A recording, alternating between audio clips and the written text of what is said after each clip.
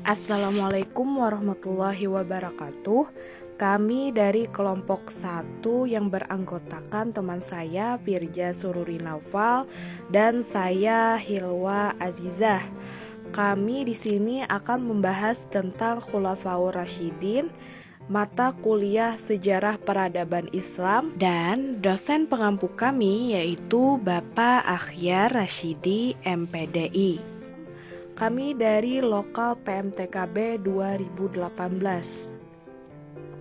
Di sini pembahasan Khulafaur Rasyidin terbagi jadi 3, yaitu yang pertama pertumbuhan kebudayaan Islam pada masa 4 khalifah, yang kedua upaya-upaya pengembangan kebudayaan Islam pada masa 4 khalifah, yang ketiga yaitu pola kebudayaan Islam dan perubahannya pada masa 4 khalifah.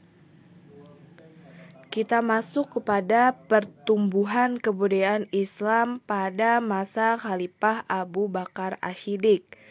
Di sini kita sedikit memperkenalkan Abu Bakar Asy-Syiddiq adalah salah satu sahabat Nabi Muhammad SAW yang mempunyai nama lengkap Abdullah Abi Quhafah At-Tamimi. Beliau lahir pada tahun 573 Masehi dan wafat pada 23 Jumadil Akhir tahun 13 Hijriah, yaitu bertepatan dengan bulan Agustus 634 Masehi dalam usianya 63 tahun.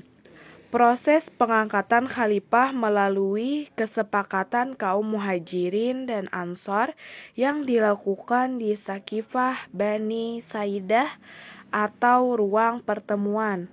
Kita lanjut pertumbuhan kebudayaan Islam pada masa Khalifah Abu Bakar Asy-Syiddiq sendiri, yaitu memerangi kemurtadan atau di situ ada nabi palsu.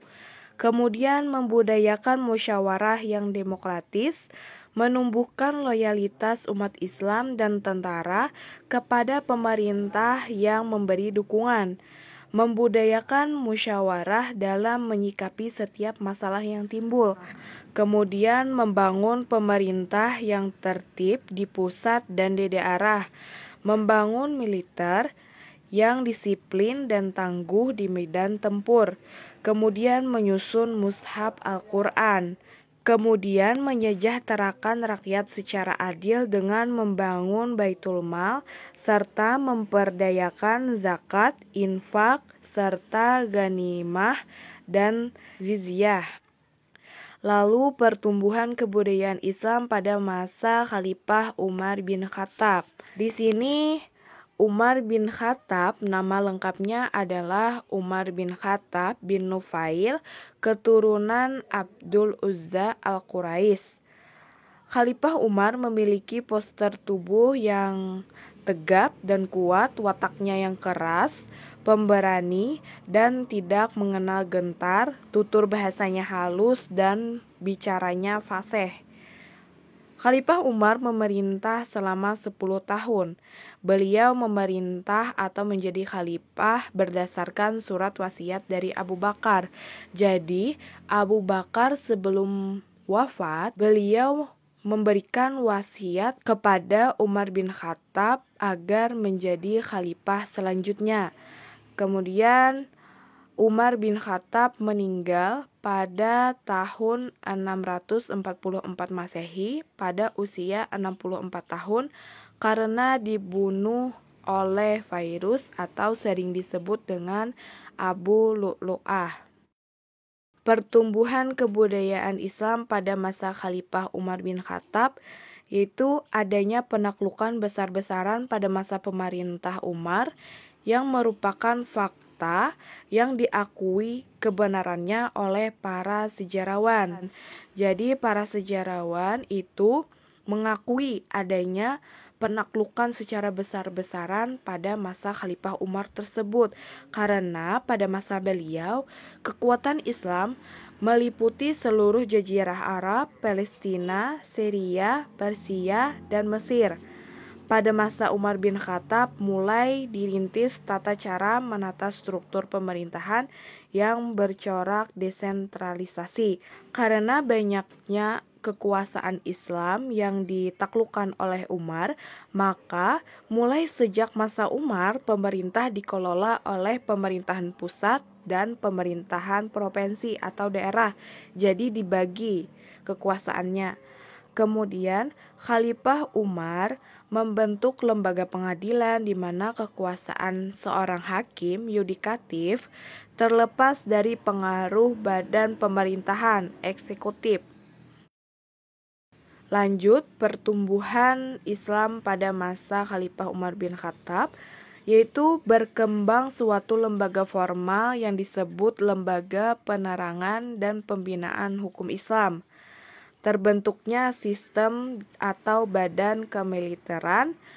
Pada masa ini juga mulai diatur dan diterbitkan sistem pembayaran gaji dan pajak dan membuat mata uang, kemudian adanya penetapan tahun Hijriyah, dan pada pendidikannya, pelaksanaan pendidikan pada masa Khalifah Umar bin Khattab lebih maju. Karena selama Umar bin Khattab memerintah negara berada dalam keadaan stabil dan aman, di samping telah menetapkan masjid sebagai pusat pendidikan, Khalifah Umar juga telah membentuk pusat-pusat pendidikan Islam di berbagai kota yang telah ditaklukkannya dengan materi yang telah dikembangkan, baik dari segi ilmu bahasa, menulis, dan pokok ilmu-ilmu lainnya. Kemudian pertumbuhan kebudayaan Islam pada masa Khalifah Utsman bin Affan. Di sini kita sedikit mengenalkan Khalifah Utsman bin Affan, yaitu nama lengkapnya adalah Utsman bin Affan bin Abi al-Ash bin Umayyah bin Abdul al-Manaf dari suku Quraisy. Beliau lahir pada tahun 576 Masehi. Proses pengangkatan Khalifah Utsman bin Affan. Jadi, pada masa Umar bin Khattab itu sebelum beliau meninggal telah menunjuk tim formatur atau Dewan 6 yang tugasnya memilih di antara 6 untuk menggantikan Khalifah Umar tersebut. Mereka adalah Utsman bin Affan, Ali bin Abi Thalib, Talhah, Jubair bin Awam, Sa'ad bin Abi Waqqas, dan Abdullah. Melalui persaingan yang agak ketat dengan Ali, akhirnya mandat kekhalifahan diberikan kepada Utsman bin Affan. Jadi, masa pemerintahan Utsman bin Affan itu adalah selama 12 tahun, di mana yang paling lama dari ketiga khalifah lainnya. Kemudian pertumbuhan kebudayaan Islam pada masa Khalifah Utsman bin Affan, yaitu menyalin kembali ayat-ayat Al-Quran dari lembaran-lembaran naskah Abu Bakar sehingga menjadi mushaf yang sempurna. Seiring berjalannya waktu, berhasil mengumpulkan dan menghimpun Al-Quran ke dalam sebuah mushaf yang sering disebut dengan Mushaf Utsmani. Kebijakan ini selain menyatukan kaum muslimin, semakin memudahkan umat Islam dalam mempelajari dan mengajar Al-Quran, sehingga pembelajaran Al-Quran adalah mengembangkan cara membaca dengan baik dan benar, menggunakan ilmu qiraat yang disebut qiraat sab'ah, memberikan tanda baca, memberikan penafsiran terhadap maksud dan tujuan Al-Quran. Kemudian lanjutan pertumbuhan kebudayaan Islam pada masa Khalifah Utsman bin Affan yaitu membudayakan sistem musyawarah, membangun fasilitas umum, dan menerbitkan administrasi pemerintah dengan deskripsi pekerjaan yang jelas. Lanjut yang terakhir, pertumbuhan kebudayaan Islam pada masa Khalifah Ali bin Abi Thalib. Ali bin Abi Thalib bin Abdul Muthalib bin Hashim, beliau adalah putra dari Abu Thalib, paman Rasulullah. Nama ibunya adalah Fatimah. Ali dilahirkan 10 tahun sebelum Nabi kita Muhammad SAW. Kemudian Khalifah Ali diangkat menjadi khalifah dengan mendapatkan banyak dukungan dari sahabat senior dan juga para pemberontak pada masa Khalifah Utsman. Jadi pada masa Khalifah Utsman ada terjadi pemberontakan-pemberontakan yang disebabkan oleh pemerintahan Khalifah Utsman itu sendiri, sehingga para pemberontak pada masa Khalifah Utsman sangat mendukung Khalifah Ali menjadi khalifah selanjutnya. Orang yang pertama kali membaiat Ali adalah Talhah, kemudian diikuti oleh Zubair, di kemudian hari diikuti oleh banyak sahabat dari kaum Muhajirin dan kaum Ansar. Pertumbuhan Islam pada masa Khalifah Ali bin Abi Thalib. Yang pertama, menarik kembali tanah hibah yang telah dibagikan Khalifah Utsman kepada kerabatnya ke dalam pemilik negara. Kemudian menurunkan dan mengganti para gubernur yang tidak disenangi rakyat. Ketiga, menata kembali Baitul Mal yang pada masa Khalifah Utsman diselewengkan penggunaannya oleh oknum yang tidak bertanggung jawab. Uang disalahgunakan untuk kepentingan keluarga dan tidak memperhatikan kondisi masyarakat. Ya, kita lanjut ke upaya-upaya pengembangan kebudayaan Islam yang akan dijelaskan oleh teman saya yaitu Firja Sururi Naufal. Silahkan. Baiklah, saya di sini akan melanjutkan dari Hilwa, upaya pengembangan kebudayaan Islam pada masa Abu Bakar, yaitu pembukuan Al-Quran. Pembukuan Al-Quran terjadi karena perang Riddah yang menimbulkan banyak korban, termasuk sebagian para penghafal Al-Quran. Kenyataan ini sangat merugikan sekaligus mengkhawatirkan. Jika semakin banyak penghafal Al-Quran yang gugur, akibatnya Al-Quran bisa hilang. Kedua, perluasan wilayah baru atau futuhat. Upaya memperluas wilayah kekuasaan Islam ke daerah Syriah. Untuk keperluan tersebut, Abu Bakar menugaskan 4 orang panglima, yaitu Yazid bin Abu Sufyan yang ditugaskan di Damaskus, Abu Ubaidah bin Jarrah ditugaskan di Homs sebagai panglima besarnya, Amr bin As ditugaskan di Palestina, Surah Bil bin Hasanah ditugaskan di Yordania. Selanjutnya, upaya-upaya pengembangan kebudayaan Islam pada masa Umar bin Khattab, yaitu pengembangan wilayah Islam. Dalam pertempuran di Ad-Nadin tahun 16 Hijriah atau 636 Masehi, tentara Romawi dapat dikalahkan. Selanjutnya, beberapa kota di pesisir Syria dan Palestina seperti Jaffa, Gizar, Ramla, Tipus, Uka atau Arce, Askalon, dan Beirut dapat ditundukkan pada tahun 18 Hijriah atau 638 Masehi dengan diserahkannya sendiri oleh partai kepada Umar bin Khattab.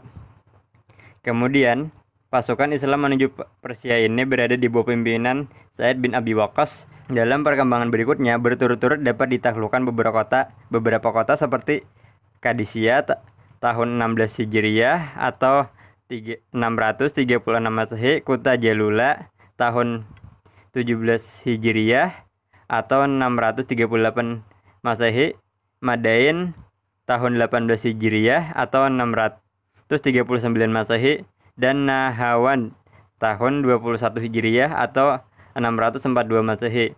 Setelah berhasil menaklukkan Syriah dan Palestina, Khalifah Umar memberangkatkan pasukannya yang berjumlah 4.000 menuju Mesir di bawah pimpinan Amr bin As dan berhasil ditaklukkan. Lanjutannya yaitu mengeluarkan undang-undang, diadakan kebijakan peraturan perundangan mengenai ketertiban pasar, ukuran dalam jual beli, mengatur kebersihan jalan, dan lain-lain.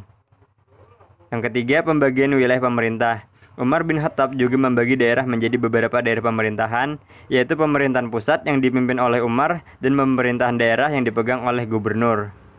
Keempat, pembentukan beberapa dewan.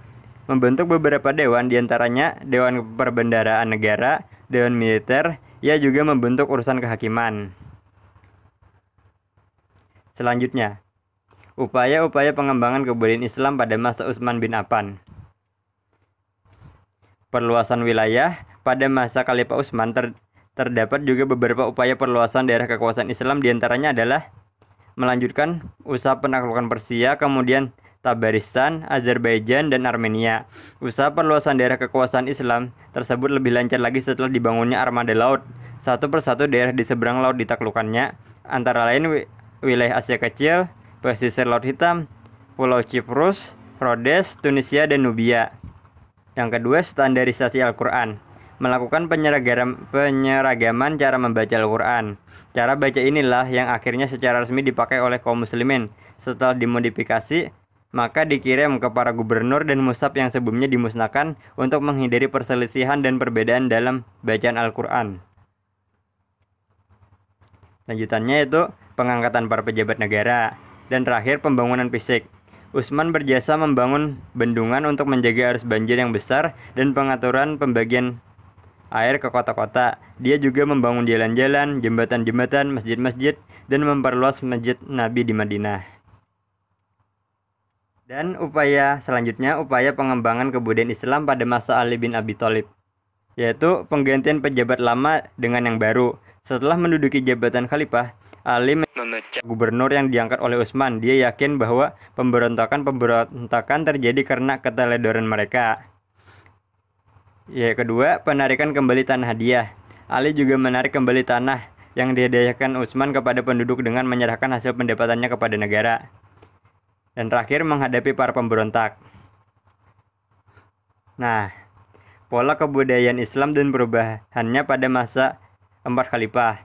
Masa Khalifatur Rasyidin dari 12 Rabiul Awal 11 sampai 41 Hijriah atau 632 sampai 661 Masehi, yaitu mengembalikan kembali kesatuan Jazirah Arab setelah berhasil mengalahkan gerakan murtad, mengumpulkan Al-Quran pada masa Khalifah Abu Bakar, menyatukan mushaf pada masa Khalifah Utsman bin Affan, pemberian titik terhadap mushaf pada masa kekhalifahan Ali bin Abi Thalib, mulai penanggalan Hijriyah pada masa Khalifah Umar bin Khattab, membangun kota-kota berikut: Basrah, Kufah, Ustad pada masa Umar bin Khattab, membersihkan etnis Yahudi dari Jazirah Arab pada masa Umar bin Khattab, didirikannya lembung tepung yang terletak di antara Makkah dan Madinah.